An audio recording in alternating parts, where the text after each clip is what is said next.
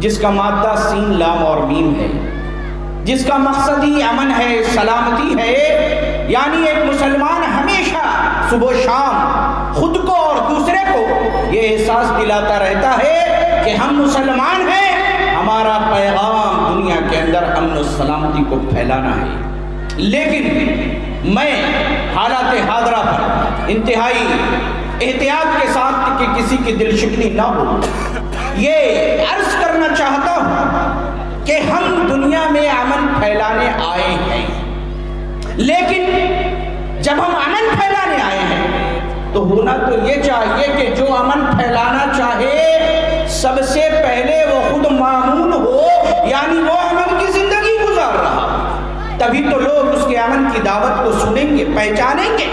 لیکن قرآن کریم کی آیتیں ہم ایک طرف دیکھتے ہیں جہاں اللہ رب العزت نے یہ کہا کہ وَلِلَّهِ الْعِزَّةُ وَلِرَسُولِهِ وَلِلْمُؤْمِنِينَ، کہ عزت، امن و امان اللہ کے لیے، اس کے رسول کے لیے ہے اور مومن بندوں کے لیے۔ اللہ نے قرآن میں یہ بھی کہا کہ وَلَا تَهِنُوا وَلَا تَحْزَنُوا وَأَنْتُمُ الْأَعْلَوْنَ إِن كُنتُم مُؤْمِنِينَ۔ اے مسلمانوں، ڈرنے کی کوئی بات نہیں، غم و فکر کی، اندیشے کی کوئی بات نہیں۔ وَأَنْتُمُ الْأَعْلَوْنَ، دنیا کے دن، دنیا کے اندر تم مامون رہو گے، امن کے ساتھ رہو گے، تمہارے وجود سے امن وابستہ رہے گا، لیکن شرط یہ ہے کہ تم مومن بن جاؤ۔ میں اپنی گفتگو یہیں سے شروع کرتا ہوں۔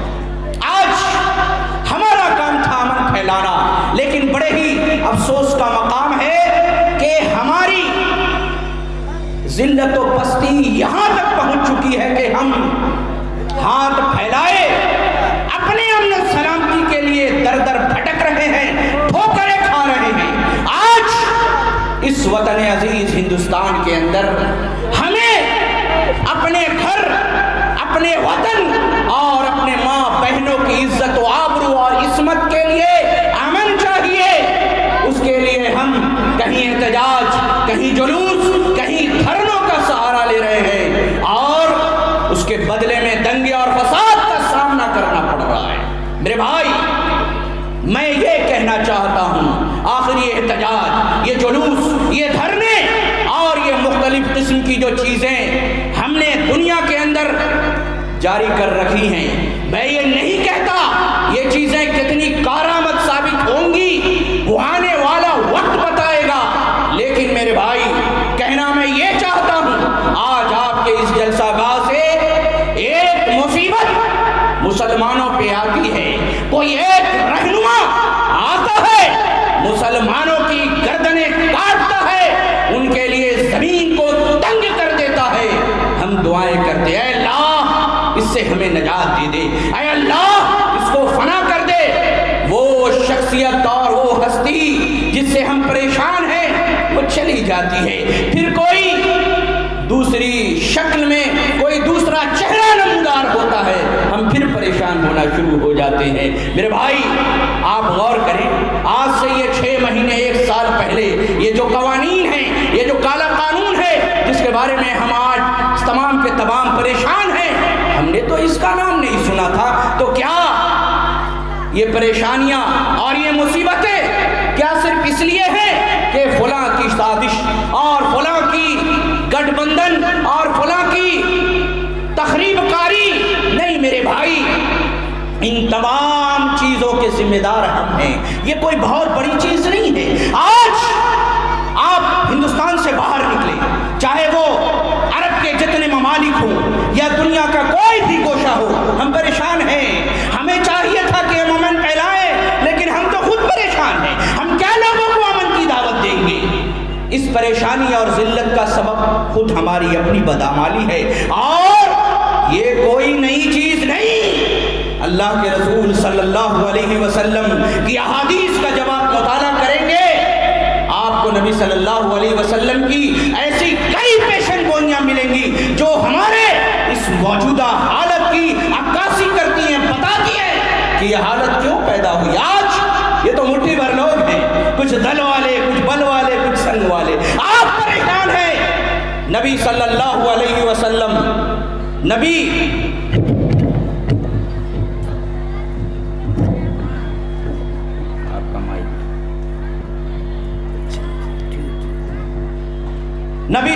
اللہ علیہ وسلم نے آج سے 1400 سال پہلے آج کے ان حالات کی منظر کشی کی تھی. یہ تو چند لوگ ہیں. آپ صلی اللہ علیہ وسلم نے فرمایا تھا یوشک الامم ان تداعی علیکم، قریب ہے کہ دنیا کی ساری طاقتیں، دنیا کی ساری قوتیں جو کلمہ اسلام کی پڑھنے والی نہیں ہیں، جنہیں دین اسلام سے بغض ہے، جو محمد عربی صلی اللہ علیہ وسلم کی تعلیمات کو نہیں مانتی، جن کا کہ قرآن پر یقین نہیں، جن کا نبی کی سنتوں پر یقین نہیں، جو مرنے کے بعد قبروں سے اٹھائے جانے پر یقین نہیں رکھتے، جو فرشتوں پر ایمان نہیں رکھتے، جو اللہ کی کتاب پر ایمان نہیں رکھتے، جو مسلمانوں سے نفرت کرتے ہیں. اللہ کے رسول صلی اللہ علیہ وسلم فرما رہے ہیں قریب ہے کہ یہ دنیا کی ساری طاقتیں تمہارے خلاف اکٹھی ہو جائیں گی، تمہارے وجود کو ختم کرنا چاہیں گی، دنیا سے تمہیں فنا کر دینا چاہیں گی، تمہارے ماں بہنوں اور بیٹیوں کی عزتوں کے لالے پڑ جائیں گے، تم اپنی مسجدوں اپنے مدرسوں کے لیے ترستے رہ جاؤ گے. قریب ہے کہ دنیا کی ساری قومیں تمہارے خلاف ٹوٹ پڑیں گی. پھر نبی صلی اللہ علیہ وسلم نے ایک مثال دی، کہا کما تدال اکلت الی قصعتها، جیسے کہ بھوکے لوگ دسترخوان پر ٹوٹ پڑتے ہیں. بھوکے لوگ، غور کریں نبی نے کتنی بہترین مثال دی. ایک شخص کئی دنوں سے بھوکا، اسے کھانا نہ ملا ہو، اگر دسترخوان پر اس کے سامنے بہترین قسم کی غذا رکھ دی جائے، وہ دسترخوان پر ایسے گھٹے گا گویا کہ اس کی اس کھانے سے دشمنی ہو، وہ بالکل دشمنوں کی طرح اس کھانے پہ ٹوٹ پڑے گا. کئی دنوں سے اسے کھانا نہیں ملا. نبی صلی اللہ علیہ وسلم فرما رہے ہیں کما تدال اکلت الی قصعتها، جیسے کہ بھوکے دسترخوان پر ٹوٹتے ہیں، اے میرے صحابہ دنیا کی ساری قومیں تمہارے اوپر ٹوٹ پڑیں گی. اللہ اکبر، اللہ اکبر. قربان جائیے صحابہ کرام بڑے بھولے بھالے سیدھے سادے تھے. ایک صحابی کھڑے ہوتے ہیں، کہتے ہیں یا رسول اللہ ومن قلت نحن یومئذ، اے اللہ کے رسول کیا ہماری تعداد اس دن بڑی تھوڑی ہوگی؟ سوال کیوں کیا؟ سوال کرنے کا مقصد کیا تھا؟ ارے وہ جانتے تھے کہ جب ہماری تعداد 313 تھی، بدر کا مارکا تھا، ادھر ان مسلمانوں کی تعداد مٹھی بھر اور ادھر سینکڑوں کا لشکر، ہم نے تو دشمنوں کے کشتے لگا دیے. وہ پوچھتے تھے یا رسول اللہ کیا ہماری تعداد بڑی تھوڑی ہوگی؟ احد کے موقع پہ بھی انہوں نے دشمنوں کے داغ کھٹے کیے تھے. بدر و حنین اور خندق کی لڑائیاں انہیں یاد تھی. انہوں نے کہا یا رسول اللہ کیا ہماری تعداد بڑی تھوڑی ہوگی؟ اللہ کے رسول صلی اللہ علیہ وسلم نے فرمایا، کیا کہا؟ بل انتم یومئذ کثیر، اے میرے صحابہ اس دن تمہاری تعداد بہت زیادہ ہوگی. آج گوگل پر سرچ کر لیں، آپ اس پہ لکھا ہوا پائیں گے کہ there are 54, 55 اور 56 countries dominating as an Islamic power in the world، یعنی 55 سے 56 ممالک جو اپنے آپ کو اسلامی حکومت ہونے کا دعویٰ کرتی ہیں. تعداد تو بہت زیادہ ہے. نبی نے کیا کہا تھا؟ بَلَنْتُمْ يَوْمَئِذٍ كَثِيرٌ، تعداد بہت زیادہ ہوگی.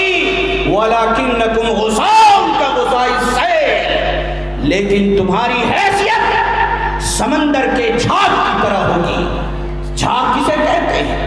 آپ کے علاقے میں کبھی سیلاب آیا کرتا ہے، سمندر کا جو پانی ہوتا ہے یا سیلاب کا جو پانی ہوتا ہے اس پانی پہ ایک جھاگ ہوتا ہے، ایک پھین ہوتا ہے، ہوائیں اسے اڑائے لیے پھرتی ہیں. نبی نے کہا وَلَكِنَّكُمْ غُصَاءٌ كَغُصَاءِ السَّيْلِ، تمہاری حیثیت سمندر کے اس جھاگ کی طرح ہوگی.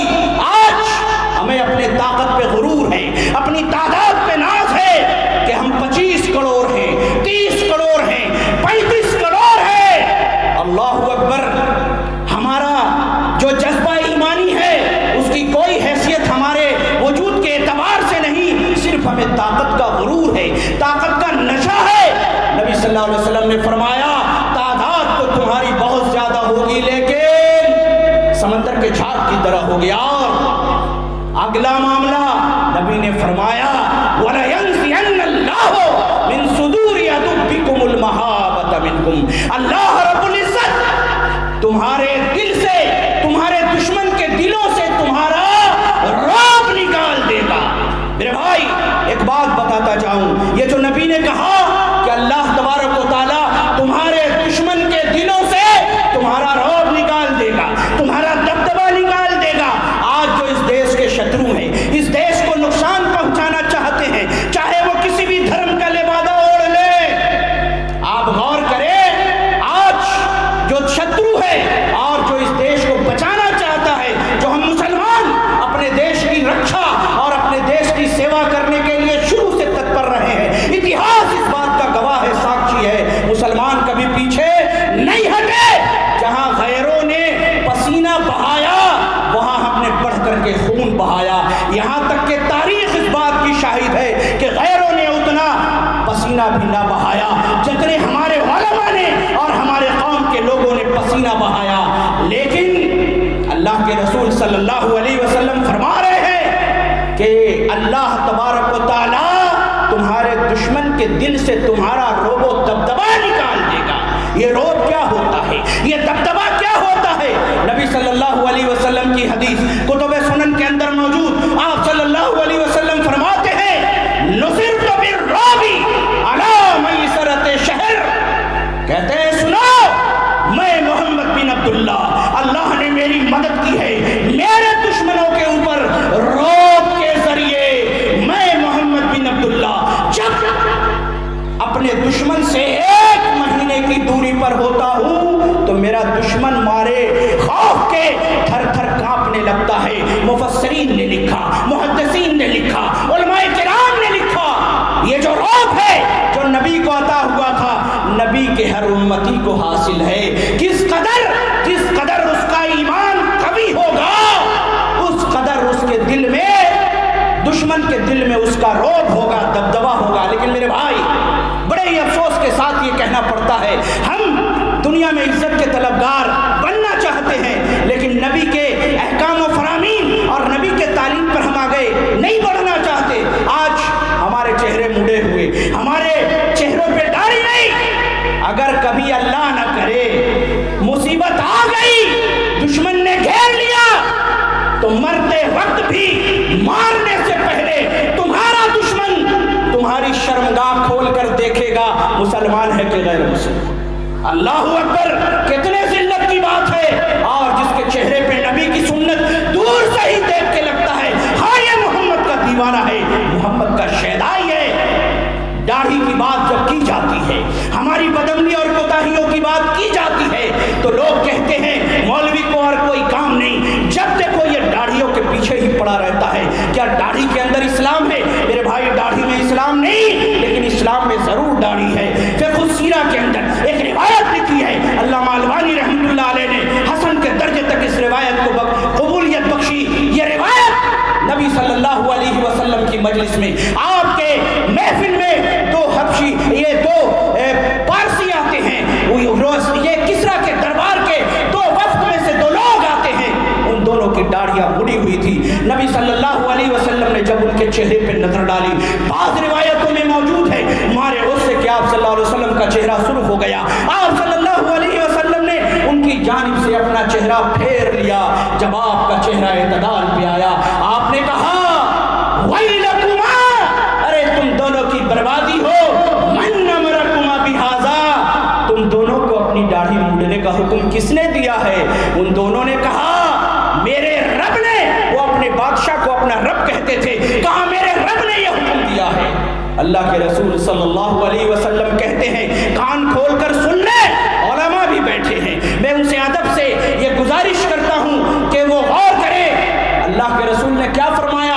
لیکن ربی امرنی ان اوفی لحیتی و اوفی شاربی، لیکن میرے رب کا یہ حکم ہے کہ میں اپنی داڑھی کو معاف کر دوں، چھوڑ دوں اور اپنی مونچھوں کو پست کروں۔ اللہ اکبر، آج ہم اپنی داڑھیوں کو رکھتے ہوئے شرماتے ہیں۔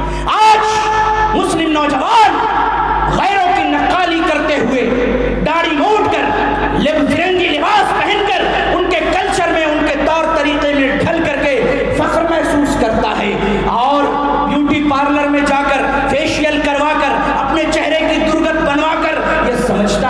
दुनिया का खूबसूरत तरीन इंसान हूँ। आइए मैं आपको बताऊं कि दुनिया के अंदर खूबसूरत इंसान कौन था। अल्लाह के रसूल सल्लल्लाहु अलैहि वसल्लम के बारे में हजरत जाबिर रज़ी अल्लाहु अन्हु कहते हैं, एक रात में चांदनी रात थी, अल्लाह के रसूल सल्लल्लाहु अलैहि वसल्लम मस्जिद नबवी के सहन में लेटे हुए थे। 14वीं का चांद निकला हुआ था। मेरे आका सुर्ख धारीदार यमनी चादर ओढ़े हुए हैं। हाय हाय, हजरत जाबिर कहते हैं, मैं कभी चांद को देखता, कभी नबी के चेहरे को देखता, कभी चांद को देखता, कभी नबी के चेहरे को देखता कि इन दोनों में खूबसूरत कौन है। हजरत जाबिर कहते हैं, आखिर मैं इस नतीजे पर पहुंचा और मुझे ये बोलना पड़ा, अरे चांद, अगर तुझे भी हुस्न मिला है तो मेरे आका के चेहरे को देखकर, अल्लाहु अकबर, हुस्न यूसुफ दमे ईसा यदे बैज़ादारी आज खूबा हमादारंद तू तन्हादारी। हमारे रसूल तमाम खूबियों के मजमुआ थे और आज हम उस नबी की सुन्नतों को पामाल करते हैं। मेरे भाई, आज नबी ने उस हदीस के अंदर एक बात ये भी कही थी कि तुम्हारे दिल के अंदर में वहन नाम की बीमारी आ जाएगी। सहाबा पूछते हैं, या रसूल अल्लाह, ये वहन नाम की बीमारी क्या है? अल्लाह के रसूल सल्लल्लाहु अलैहि वसल्लम ने फरमाया, हुब्बुद दुनिया व कराहियतुल मौत। हुब्बुद दुनिया, दुनिया की मोहब्बत। आज हम बिल्डिंग बना ले, गाड़ियां खरीद ले, हर इंसान के दिल में ये ख्वाहिश होती है कुछ दिन और जिंदा रह करके इस सामान को तो मैं ऐश व इशरत के साथ कुछ बसर कर लूं। मेरे भाई, ये जो दुनिया की मोहब्बत है, आप याद करें, अभी तो जाड़े का मौसम है, आज फरवरी के बाद मार्च, मार्च के बाद अप्रैल, फिर वही गर्मी का मौसम, वो शबाब का आलम, और हम अपने कमरों के अंदर पंखे के नीचे, कूलर के नीचे, हवाओं के फिक्र में यहाँ वहाँ बैठे रहेंगे। मस्जिदें वैसे ही वीरान रहेंगी, दुनिया की मोहब्बत हमारे ऊपर गालिब रहेगी। मेरे भाई, मैं कहना ये चाहता हूँ, गुफ्तगू इधर उधर जा रही है कि हम अपनी बदआमालियों के जिम्मेदार खुद हैं। हम दूसरों को अपनी गलतियों और अपनी बदआमालियों का जिम्मेदार ठहरा कर दामन नहीं बचा सकते। आप उहद के मार्के को याद करें, जंगे उहद के अंदर अल्लाह के रसूल सल्लल्लाहु अलैहि वसल्लम ने बड़ा जोरदार मार्का होने वाला था। अल्लाह के रसूल सल्लल्लाहु अलैहि वसल्लम ने हजरत अब्दुल्लाह बिन जुबैर रज़ी अल्लाहु अन्हु सहाबी रसूल हैं, उनकी कमांड में, उनकी सरकर्दगी में 50 सहाबा किराम को मुंतखब किया और कहा कि सुनो, ये जबले रोमात है, ये एक पहाड़ी दर्रा है, हम मैदान जंग में जीत जाए, हार जाए, परिंदे हमें उचक करके ले जाए, जब तक मेरा अगला हुक्म ना आ जाए तुम्हें उस पहाड़ी दर्रे को छोड़ना नहीं है। अल्लाह का करना ऐसा हुआ, मुसलमानों को उस जंग के अंदर फतह हासिल होती है। सहाबा में इख्तलाफ हो गया, अल्लाह की मर्जी। उनमें से बास कहने लगे कि हमारे मुसलमान भाई तो माले गनीमत लूट रहे हैं, अल्लाह के रसूल का हुक्म तो उस वक्त तक था जब तक कि हम मैदान जंग में जीते ना थे, अब तो हम जीत गए। उनके कमांडर अब्दुल्ला बिन जुबैर कहते हैं, ना ना मेरे भाइयों, ऐसा ना करो, ऐ अल्लाह के बंदो, ऐसा ना करो। रसूलुल्लाह का तो हुक्म था कि जब तक मैं अगला हुक्म ना दूं यहाँ से हटना नहीं। फिर भी 40 लोग उस दर्रे को खाली करते हैं, वहाँ से निकल जाते हैं। हजरत अब्दुल्ला बिन जुबैर 10 लोगों के साथ वहाँ बचते हैं। दुश्मन ताक लगाए बैठा था, घूम करके हमला करता है, 10 लोग शहीद हो जाते हैं। अल्लाह अकबर, पीछे से मुसलमानों पे, अल्लाह के रसूल पे हमला होता है, जीती हुई बाजी हम पलट जाते हैं, अल्लाह के रसूल के दंदाने मुबारक शहीद हो जाते हैं, आपका चेहरा जख्मी हो जाता है। कितने सहाबा नबी के सामने नबी की हिफाजत के लिए ढाल बन करके खड़े हो जाते हैं और जीती बाजी पलट जाती है, मुसलमानों को बड़ा खसारा उठाना पड़ता है। मैं ये कहना चाह रहा हूँ, वो तो सहाबाए किराम थे रज़ी अल्लाहु अन्हुम व रज़ू अन्हुम, जन्नत की सर्टिफिकेट तो उन्हें दुनिया में मिल चुकी थी। वो कितने नमाजी, कितने तहज्जुद गुजार, कितने मुत्तकी, कितने परहेजगार। अरे एक नाफरमानी से नबी के होते हुए जंग का पासा पलट गया। हम तो सर से लेकर के पैर तक बुराइयों में मुलव्वस, डूबे हुए पूरे के पूरे। नबी की जब भी अहकाम और नबी के फरमान के ऊपर अमल करने की बारी आती है, हम हीले और बहाने ढूंढते हैं, तरह तरह के बहाने और उज़्र तलाश कर नबी की सुन्नत से गुरेज करते हैं। अगर कहा जाए हाजी साहब शादी सुन्नत तरीके से करनी है, आप अपने बेटे की शादी में रस्म व रिवाज और लेन देन न करना, लेकिन हाजी साहब क्या कहते हैं, ان کا جملہ جو ہوتا ہے آپ کے علاقے میں آتا ہوں انہی کی زبان میں سن لے کیا کی کربو بابا ہمارے ایکٹائی تو چھیلے ہمارا ارمان آچے اللہ اکبر کیا ارمان ہے بھائی ایک بیٹے کے ارمان کے لیے نبی کی سنتوں کے اوپر ہم چھری چلا دیتے ہیں جہیز لین دین اور شادی کے اندر نہ جانے کیسے رسم و رواج ایک مسجد ہمارے ہاتھوں سے چلی گئی میں دیکھ رہا ہوں آپ بھی غور کریں میری بات بالکل سچی ہے مسلمانوں نے خبر دیکھی کہ ہمارے ہاتھ سے ایک مسجد چلی گئی بابری مسجد سے دسیوں سال تک اس کا فیصلہ چلتا رہا مقدمہ چلتا رہا فیصلہ مسلمانوں کے خلاف آیا ہم نے چائے خانوں میں بیٹھ کر کچھ اخبارات کے اندر میڈیا چینل پر بیٹھ کر تبصرے کر لیے لیکن میرے بھائی آپ خود غور کرنا جس دن مسلمانوں کے ہاتھ سے وہ مسجد مکمل طور پر گئی سپریم کورٹ کا فیصلہ آیا اس دن بھی فجر کی نماز